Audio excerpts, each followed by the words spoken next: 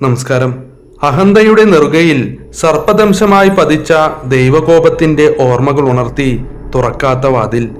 108 ഊരാൺമ കുടുംബങ്ങളുടെ ഉടമസ്ഥതയിലായിരുന്നു പണ്ട് വൈക്കം മഹാദേവ ക്ഷേത്രം.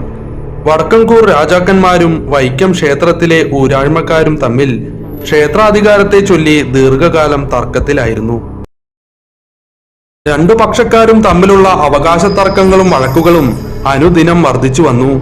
ഈ സമയത്ത് വടക്കൻകൂർ രാജാവ് വൈക്കം ക്ഷേത്രത്തിൽ പെരുന്തമൃത് പൂജ എന്നൊരു സവിശേഷ വഴിപാട് കഴിക്കാൻ ഒരുങ്ങി.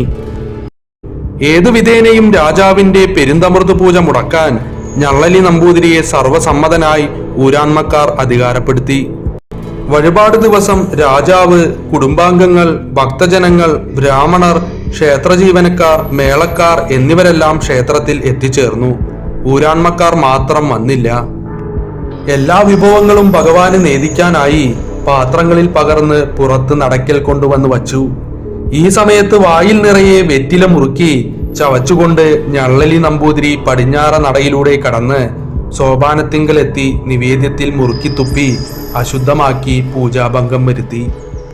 തിരിച്ച് പടിഞ്ഞാറേ ചുറ്റമ്പലത്തിലുള്ള വാതിലിൽ കൂടി തന്നെ ഇറങ്ങിപ്പോകവേ ഉഗ്ര വിഷമുള്ള ഒരു സർപ്പം അദ്ദേഹത്തെ ദംശിക്കുകയും വേച്ച് ഒരുവിധം പടിഞ്ഞാറേ ഗോപുരം കടന്ന അദ്ദേഹം അവിടെ വീണ് തൽക്ഷണം മരണമടയുകയും ചെയ്തു. ഉടൻ തന്നെ പടിഞ്ഞാറേ ചുറ്റമ്പലത്തിന്റെ വാതിൽ താനെ അടയുകയും ഇനിമേലാൽ ഈ നട തുറക്കരുത് എന്ന് ശ്രീകോവിലിൽ നിന്നും അശരീരി കേട്ടു.